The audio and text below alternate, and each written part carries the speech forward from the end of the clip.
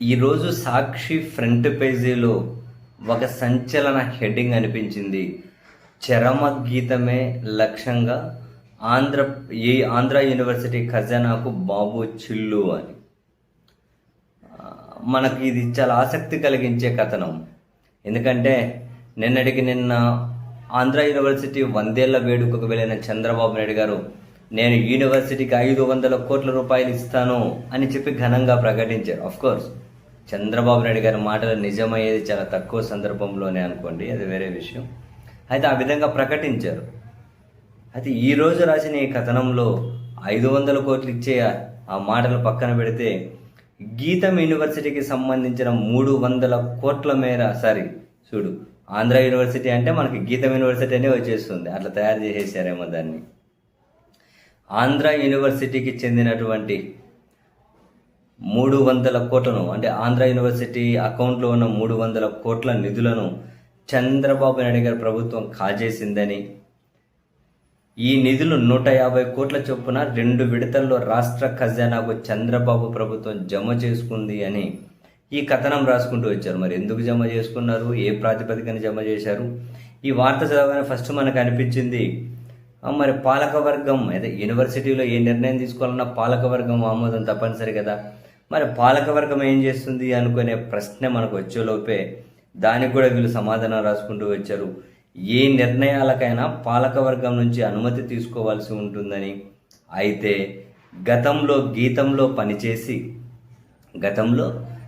యూనివర్సిటీలో పనిచేసి అదే గీతం వలన ఆంధ్ర యూనివర్సిటీకి వైస్ ఛాన్సలర్గా వచ్చిన రాజశేఖర్కు, ఈయన గీతంలో పనిచేసి వచ్చారా, రాజశేఖర్కు ఇవేవి లెక్కలో రావడం లేదు, ఆయన నిర్ణయాలు తీసేసుకుంటున్నారు, నేరుగా ఆంధ్ర యూనివర్సిటీ నిధులను రాష్ట్ర ఖజానాకు ఆయనే మళ్లించేస్తున్నారు అన్నది ఈ కథనం రాసుకుంటూ వచ్చారు. ఇప్పటికే యూనివర్సిటీ ఉద్యోగులు, ప్రొఫెసర్ల వేతనాలను రాష్ట్ర ప్రభుత్వం సకాలంలో చెల్లించడం లేదట. అందుకని యూనివర్సిటీ ఖజానా నుంచే జీతాలు చెల్లిస్తున్నారట. ఈ విధంగా ఇప్పటికే 200 కోట్లను వర్సిటీ వేతనాల కోసం అని చెప్పి వినియోగించారట. ఇక 100 ఏళ్ల చరిత్రను పూర్తి చేసుకున్న సందర్భంగా నిర్వహించిన శతాబ్ది ఉత్సవాలకు సైతం చంద్రబాబు ప్రభుత్వం ఒక పైసా ఇవ్వలేదట. 63.5 కోట్లను యూనివర్సిటీ ఖజానా నుంచే ఖాళీ చేయించారట. దానికి కూడా అవునా? మొత్తం మీద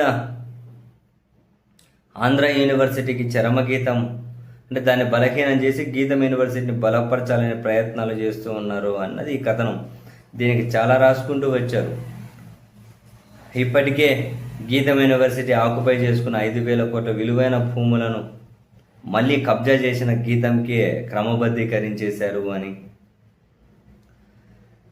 అండ్ దేశంలో అగ్నివీరులకు శిక్షణ ఇచ్చేందుకు ఎంపికైన మొట్టమొదటి యూనివర్సిటీగా రికార్డు సృష్టించిన ఆంధ్ర యూనివర్సిటీలోని కేంద్రాన్ని పూర్తి స్థాయి స్కూలుగా మార్చాలని ఇంతకుముందు నిర్ణయించారు.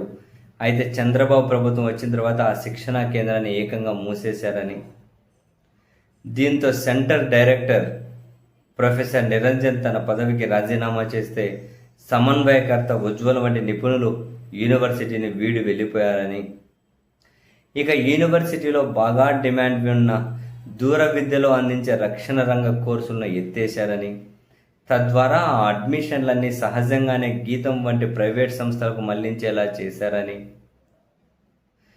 మరోవైపు ఆంధ్ర యూనివర్సిటీని వీడి వెళ్ళిన నిపుణులు గీతంలో కన్సల్టెంట్లుగా చేరుతున్నారని, రక్షణ శాఖ ఆంధ్ర యూనివర్సిటీని భాగస్వామ్య జాబితా నుంచి తొలగించి ఇతర ప్రైవేట్ సంస్థల వైపు చూస్తూ ఉండడాన్ని ఇవన్నీ గమనించి చుక్కలు కలిపితే ఏయూలో వ్యవహారాలన్నీ గీతం కోసమే నడుస్తున్నాయనే ఆరోపణలు వ్యక్తమవుతున్నాయట. మొత్తంగా గీతం కోసమే ఏయూను భ్రష్టు పట్టించే కార్యక్రమం కొనసాగుతుందని స్పష్టమవుతోందని వీళ్ళు రాసుకుంటూ వచ్చారు.